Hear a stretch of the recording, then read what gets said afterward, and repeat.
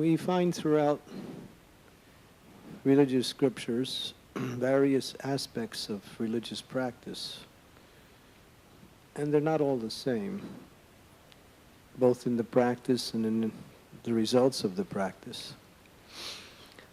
So if you study scripture, or if you have, some understanding of the variety that is available through scripture, you'll see that most of it is really about improving your material situation, or getting out of the suffering of material existence. Triguna Visaya Veda Vistraiguna Vivarjuna Nirdvandvo Nitya Sattva So Nir Yogam Shama Advavan. Krishna spoke this verse in Gita to Arjuna, where he explained that the Vedas deal mostly with the three modes of material nature. He told him to rise above these material modes and come to the transcendental platform. In other words, be free from all anxieties and all dualities. Had come by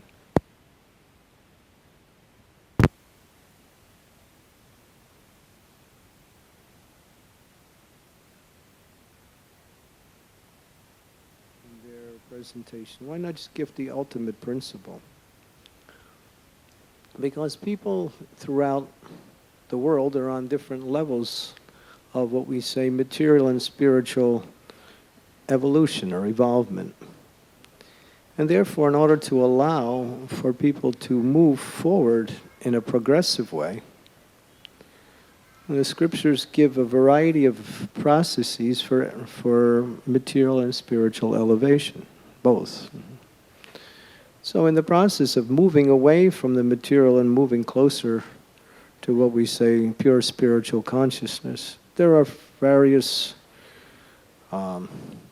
pujas, there are various types of austerities, there are various types of worships, there are various types of chanting of mantras, prayers, like this. You can go on and on and on. And the majority of the Vedas, and of course other religious scriptures, also, of course, Vedas mean really books of all religious knowledge, not only just what is available through India, but actually Prabhupada explained that Veda means knowledge, or transcendental knowledge, or knowledge that leads to transcendence.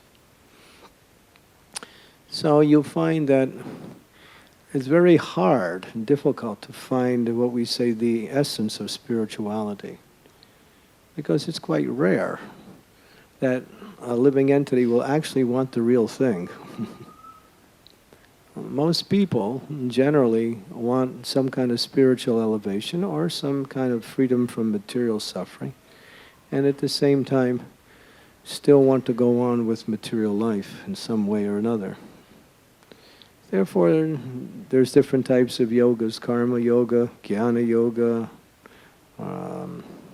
Astanga Yoga, which includes the eightfold mystic processes of practicing rules and regulations, avoiding certain activities, doing Hatha Yoga, performing breathing exercises, pranayama, doing meditation like that, controlling the minds and senses, and ultimately become absorbed in the Supreme Personality of Godhead.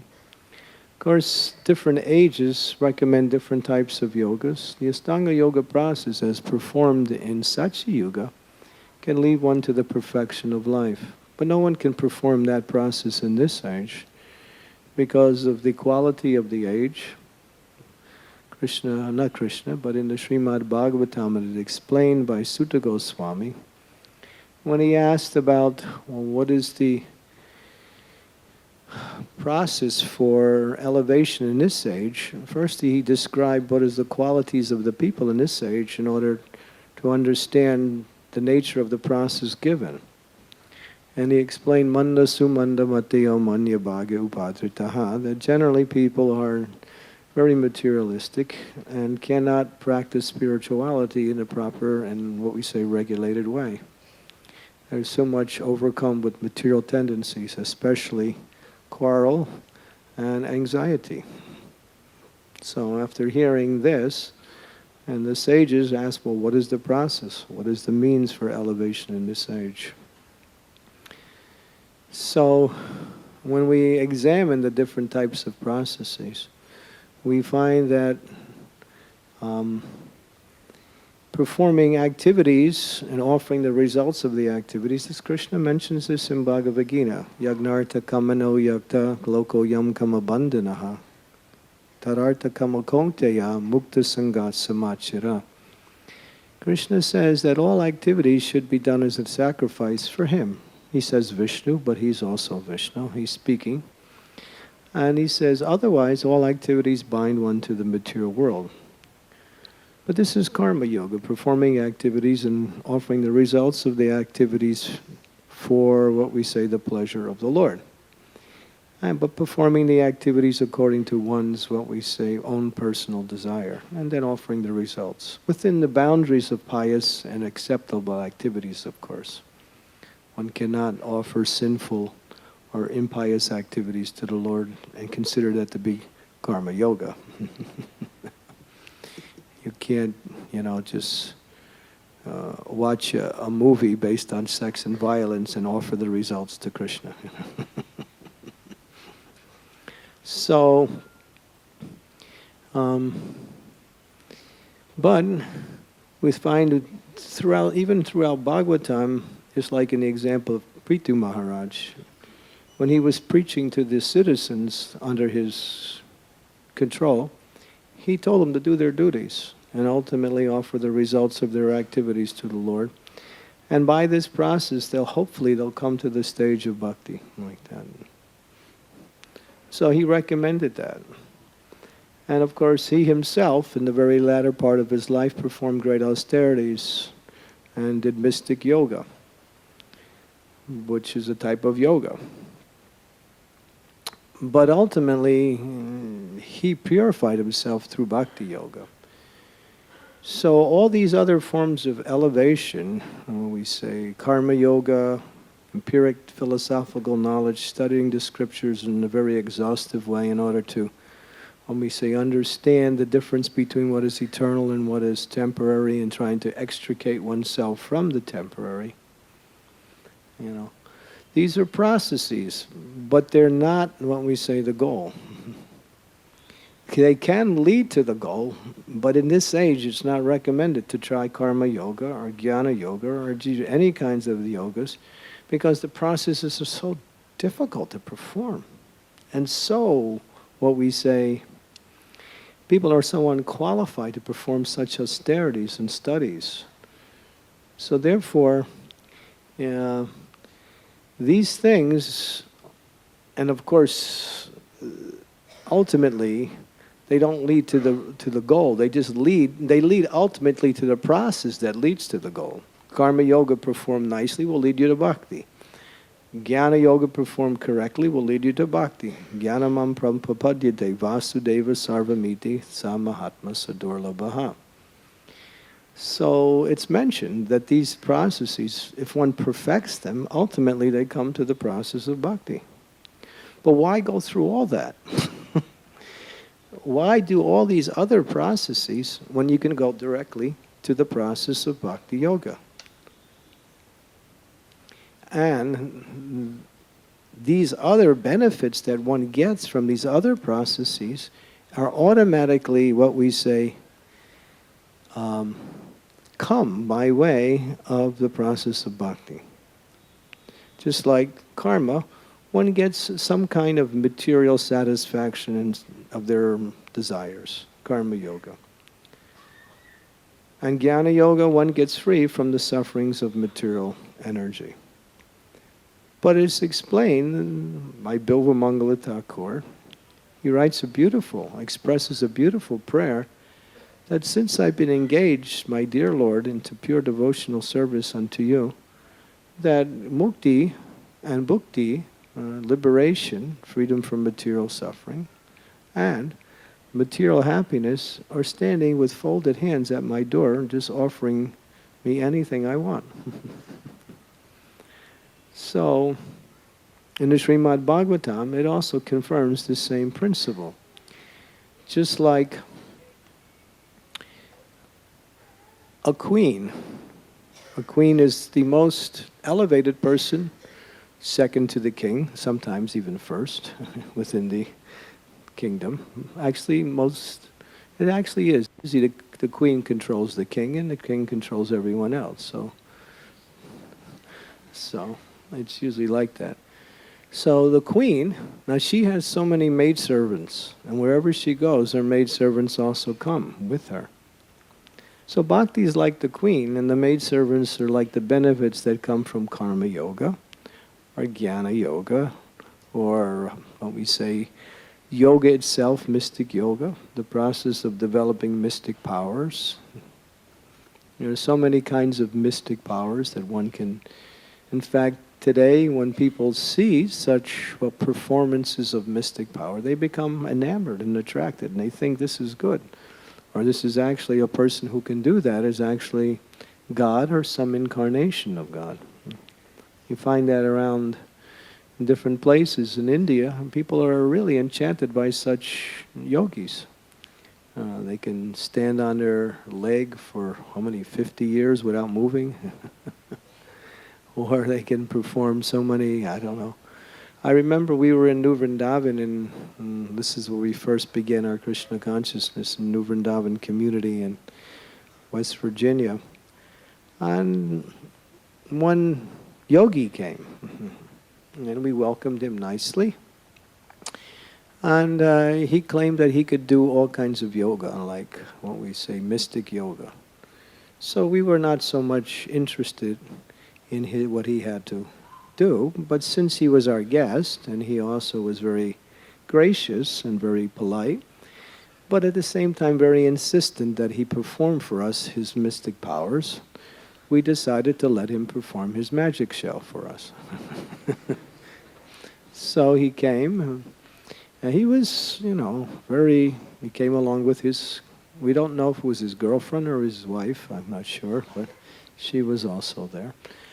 And the first thing he did is he went into some kind of meditation, and he said before he began his meditation, you just give me 2 minutes and then you can check my pulse and see if I'm still alive. So we did that, and there was no heartbeat. It's completely, his pulse had completely stopped. Wonderful, isn't that amazing? I mean, if you check a dead person, it's the same thing, right? So what's the benefit? So then he went on. We were, of course, doing a lot of construction work, so we had these iron bars that were used for construction. So big, heavy metal bars. He took one and just bent it like a piece of spaghetti, just. And then he took a light bulb and he just took it like this and just went like this and turned it into powder. So everyone was thinking, when is this going to be over so we can get back to our service, We weren't so much impressed by his performance. And then he wanted to show his ultimate strength by holding a car that was about to drive away. And he would hold the back of the car, and then the car would just start up and go, and he would just... But unfortunately, it was the middle of the winter time, and in America, it gets pretty cold, and there's snow, and there's a lot of snow, and there was a lot of ice on the ground, so he wasn't able to stand properly, kept slipping. So that performance was canceled. So at the end of that, we just thanked him for his demonstration and gave him some prasadam. So this is real mystic power. If you take a little prasadam, you become purified. So there are so many in the name of what we say spirituality do like to perform spirituality just to foster some kind of what we say attraction for others. There's no real benefit in such things. But, people want to manipulate the material energy or become free from the suffering. But simply by engaging in devotional service to the Lord, all the benefits of all these other yogas automatically follow. One doesn't have to do anything separately. And this example is given in the scriptures, just like if you have nice food and you're about to eat some nice food. Now, if your digestion is not so good, then even if the food is very nutritious and very tasty, you really can't get the benefit or the happiness from that food. So digestion is the basis of good health and good, strength of the body. So simply by taking devotional service, everything else is there. One gets the benefit of everything. Just like when you have good digestion, all the benefits of eating come automatically. So bhakti is the topmost of all principles of spiritual. Why? Because it gives direct audience of the Supreme Personality of Godhead and awakens one's natural love for God. And this is actually the nature of the living entity. The living entity is not meant to find what we say any type of success through material activities which will increase their attachment to these activities and increase their attachment to the material world. Therefore, simply by performing bhakti or devotional service, what is devotional service? That's a whole nother topic we can discuss. What is bhakti itself? Bhakti is actually the essence of the living entity's relationship with the Lord. Krishna explains this in Bhagavad Gita, that of all the processes, of all the yogas, yoginam api sarvesham madgatendranat manaha stradavan bhajiste yomam te me yukto tamo mataha. Krishna explains that the bhakti yogi is the best of all yogis. Why? Because he's always abides in me, always engaged in my service. He's always performing activities for my benefit. Now we see, even within the process that goes on in the name of bhakti, people don't really necessarily come to that stage. Therefore, bhakti is very diverse. There are 9 processes of devotional service: hearing about the Lord, chanting about the Lord, remembering the Lord, worshiping the Lord, offering prayers to the Lord, serving the lotus feet of the Lord, surrendering everything to the Lord, becoming a friend of the Lord, and becoming the full, a surrendered servant to the Lord. 9 processes of bhakti. Now, there are 3 modes of material nature: goodness, passion, and ignorance.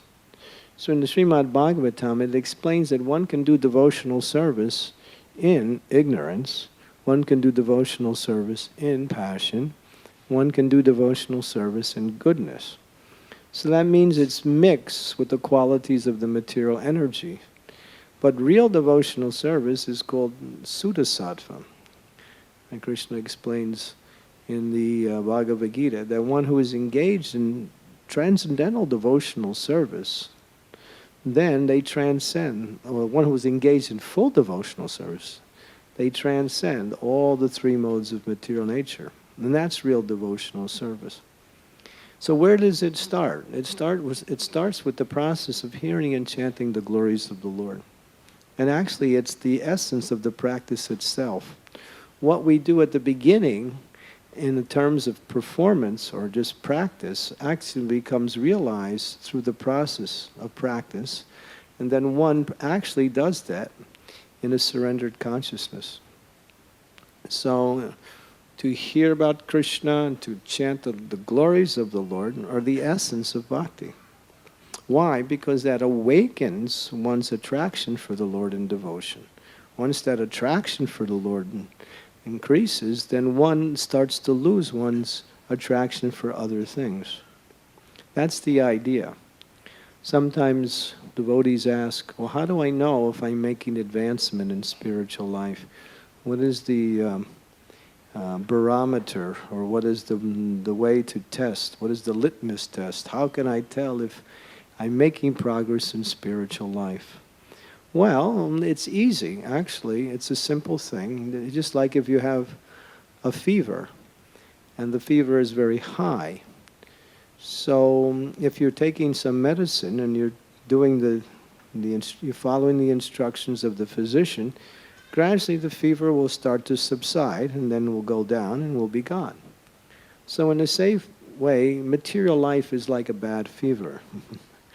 The feverish mentality to enjoy the senses through various types of activities is a disease, because it's contrary to the living entity's nature. And therefore, one needs medicine. The medicine is the chanting of the holy names and Krishna Prasad. Nice medicine, very nice. The Acharyas haven't told us to go to the Himalayas and sit there in meditation and sit face north and put on deer skin and sit on kusa grass and plug your nose and do all these other things. We couldn't do it anyway, even if that was recommended. In this age, it's just chanting the holy names of the Lord, hearing the glories of the Lord as explained by the Acharyas and about the Lord through the scriptures, and taking Krishna Prasadam. This purifies the heart. Now, as the heart becomes purified, one naturally loses attraction for mundane material activities. So, what does that mean to lose attraction? Does that mean you stop everything you're doing and you simply just chant, or you simply perform only activities that are connected with direct devotional service? No, not necessarily. It means that one sees that the goal of life and everything else that I'm doing is meant, the goal of life is hearing and chanting the glories of the Lord, purifying the heart. But the activities I perform outside of that are simply meant to be done in relationship to that ultimate goal. In other words, one doesn't look for satisfaction and happiness through mundane activities, such as taking care of family and so many other things. One does it as a responsibility, but ultimately the heart becomes satisfied and happy, and all material activities actually become purified when one is engaged regularly in hearing and chanting the glories of the Lord. This is really the process. We emphasize this point because this is the essence. The Acharyas always emphasize this, that if you have a problem, just hear and chant the glories of the Lord. That's all. The more you do that, the more your problems go away. In association with devotees. Srila Prabhupada writes that sometimes a devotee will experience great turmoil in life, and there's some kinds of calamities, and also sometimes there's distress and anxiety that comes by way of, the struggle of practice of spiritual life. One can just take shelter of Krishna's holy name and chant Hare Krishna, Krishna Krishna, Hare Hare, Hare Dham, Dham, Hare. And chant, not just chant, but chant. What does that mean? That means really take shelter of the holy name and just chant. We talk about numbers, and the scriptures and the acharyas recommend that we make a numerical vow in our chanting of the holy name. For required initiation, there's 16 rounds is required, but Prabhupada gave 16 as the minimum. And he said that 16 rounds is all you could practically do in this age. But really, the process is satatam kirtayam tomam. In other words, always glorify the Lord by chanting Hare Krishna. So the 16 rounds helps us to practice in relationship to a vow. But that vow is meant to extend our activities to continuously coming to the platform of chanting Hare Krishna, like that, chanting more and more and more and more. And if we're always chanting the holy names or remembering Krishna, then we're, what we say, protected from the onslaughts of the material energy. So there is jnana yogas already there. Krishna mentions that simply by this process of chanting the holy names of the Lord, one destroys all material suffering. There's a verse in the first chapter of the first canto of Srimad Bhagavatam, that just once purely chanting the holy names of Krishna, it mentions the word Krishna, that fear personified is driven away. In other words, fear personified cannot harm a devotee. So how powerful is Krishna's name? Well, if you ask that question, you might say, well, how powerful is Krishna? So the answer is the same. Krishna is the supreme power, and all his power is found within his name. Nija Sarva Shaktis. Lord Chaitanya has given us the process, or given us the understanding, that everything, the name, the form, the qualities, the pastimes, everything is found in the holy name of Krishna. So there's no greater form of spiritual practice in this age than to glorify the Lord by chanting the Hare Krishna Maha Mantra. I know many of you, you love to chant, you like to chant, but it's to understand how Krishna has put everything in the name, and that simply by this process, and one can purify everything in relationship to one's existence. It's like in the first verse of the Shikshastakam prayers, and it mentions that there are 7 benedictions that come by way of chanting Hare Krishna. Purifies the mind and heart, pushes back material existence, awakens one's natural love for God, is the highest form of transcendental knowledge, transcendental bliss. It awakens one's relationship with Krishna in the spiritual world. And the last benediction, it says that all of one's existence, inside, outside, become purified by the holy name itself. In other words, one doesn't need another process. So bhakti is the essence of all spiritual practice. And actually, all other practices are meant to lead to bhakti. Because if one is performing any other of the spiritual practices, if it comes to bhakti, then that practice is successful or good. But if it doesn't, as is explained, shrama eva hi kevalam. It's a useless waste of time. Because what is the value of going so far and not reaching the goal, right? Just like if you go on a trip.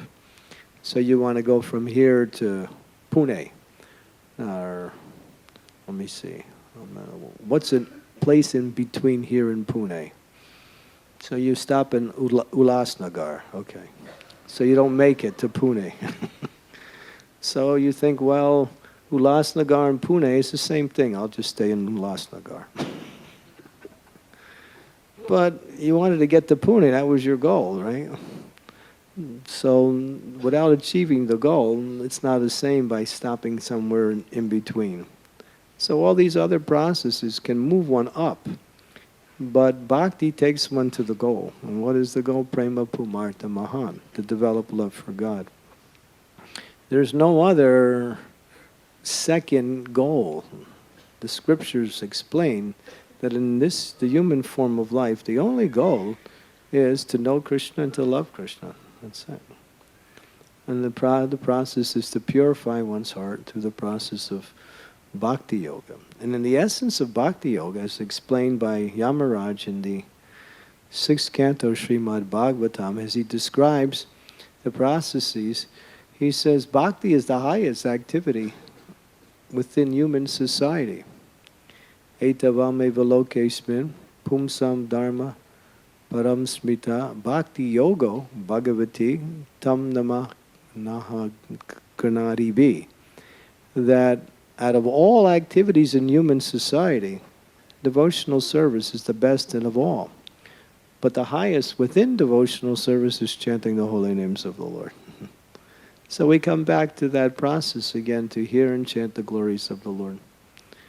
Sometimes devotees say, well, I have too much service to do, and therefore I don't have that much time for chanting, I don't have that much time for hearing.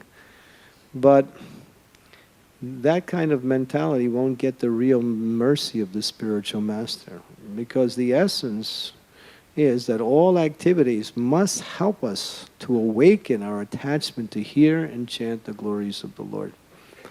And that the Lord's glories actually purify the heart, but actually create a sense of transcendental happiness in the heart that cannot be what we say, compared to any form of activities performed by any living being in any aspect.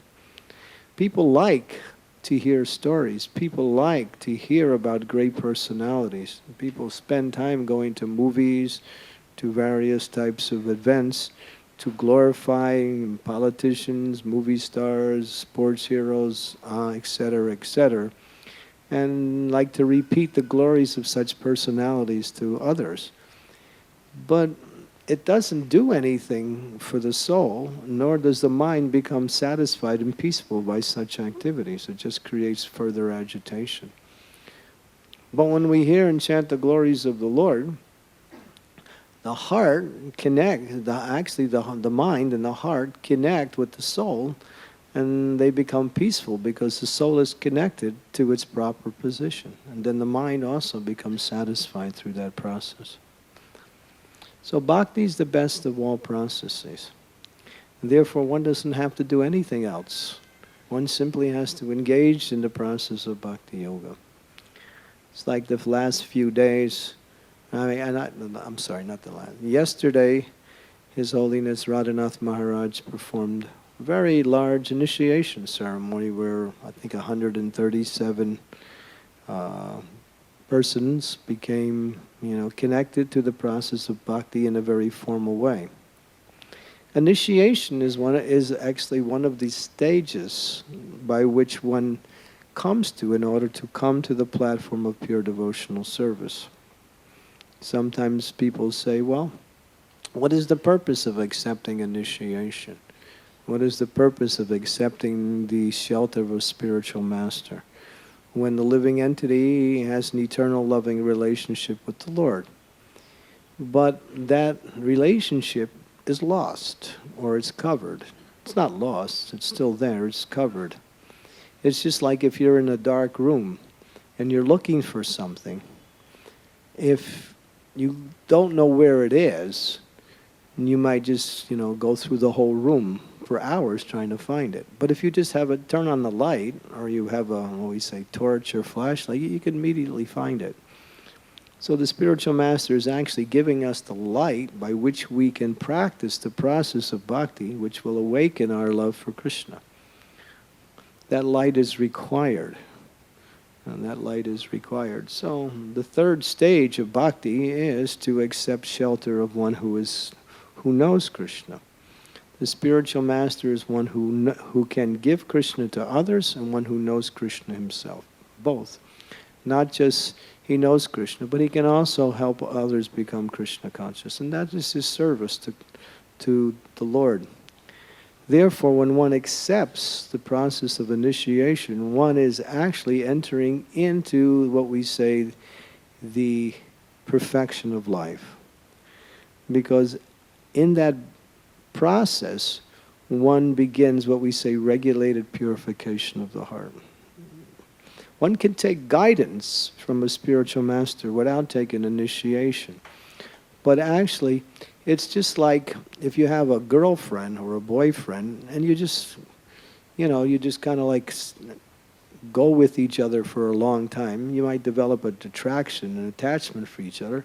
And if it goes on long enough, you want to get married, right? It's the next stage. And so the marriage is actually the initiation. But don't take it in the same way. And that reminds me, one time, Prabhupada had sometimes we think, Prabhupada, he's such a powerful spiritual master, he did so many things. But he had a lot of difficulties too. Sometimes his female disciples, twice, they said, Prabhupada, would you marry me? That happened twice. Prabhupada said, yes, I would love to marry you, but I can't because I'm a sannyasi. But Prabhupada was so gracious. So I'm using that analogy just to help bring out a certain point that following the instructions of the spiritual master in a less formal way can elevate one to a certain stage. But then one has to come to that stage of wanting to what we say, consummate the relationship with Krishna by making a lifetime commitment to Krishna's desire for our, what we say, well-being, by accepting the guidance of a bona fide spiritual master and following the instructions. And the spiritual master gives practical knowledge, and he also gives philosophical teachings. And both are two aspects of his service to the devotee and to the spiritual master and to the Lord. And in that way, simply by hearing from the spiritual master, one becomes, what we say, awakened in devotional service. Many times we had examples in the past where Srila Prabhupada would just speak, and someone just once hearing His Divine Grace speak, they gave up all their material life, all their material tendencies, and came and wanted to take initiation, wanted to make devotional service in their life. That is the power of pure devotional service, that when a pure devotee speaks, his words are, what we say, imbued with the mercy of the Lord. And it's like the Lord is speaking directly to that person through his pure representative. There's no difference.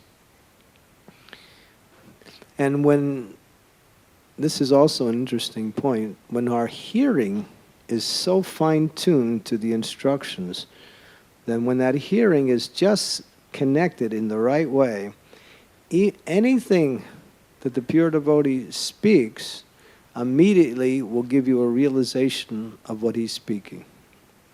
In other words, sometimes we hear, oh, the material world is a place of suffering.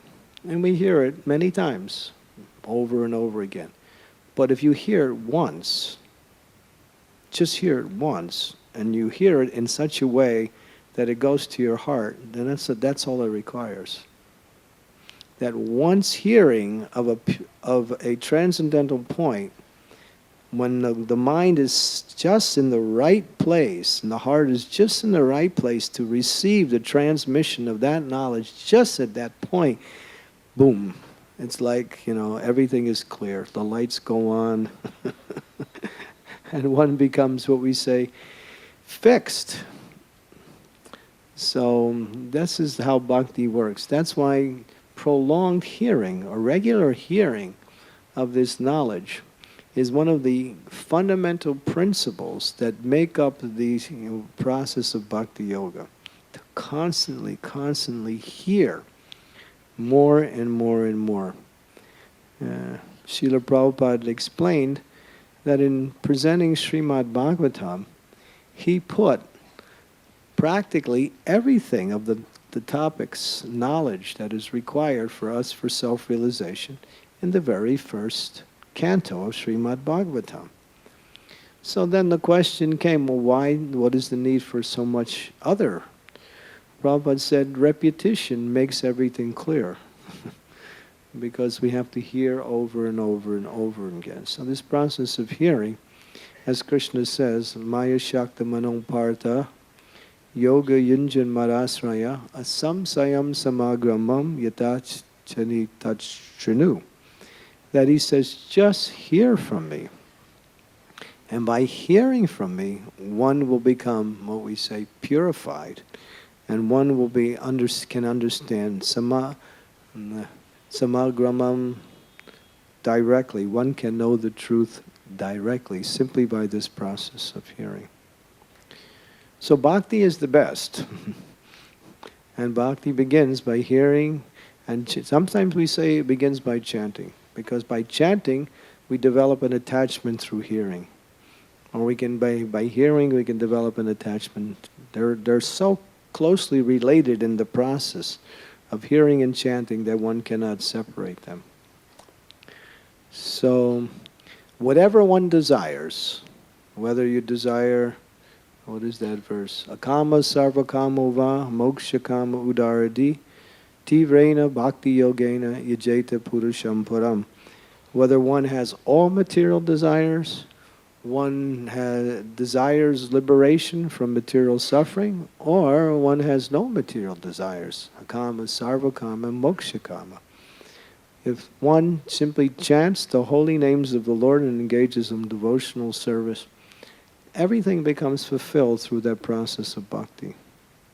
Just like Prabhupada would always use the simple analogy, if you have $1 million, or we might say if you have 1 crore of rupees, you also have a lakh of rupees. So within the complete, all the lesser is automatically what we say there. So bhakti is the complete process. And bhakti is the nature of the living being's relationship with Krishna. Karma, jnana, yoga are elevation process, but they cannot give satisfaction to the soul. And even success on these are all temporary. As Lord Brahma says, those who climb high on the ladder of yoga and jnana, they fall down again. Why? Because they're not engaged in loving devotional service to the Supreme Personality of Godhead. By chanting His holy names, Hare Krishna, Krishna Krishna, Hare Hare, Hare Ram, Ram Ram, Hare Hare. So this is the quick, easy, perfect, and complete process. Srila Prabhupada ki jai. Thank you. Hare Krishna.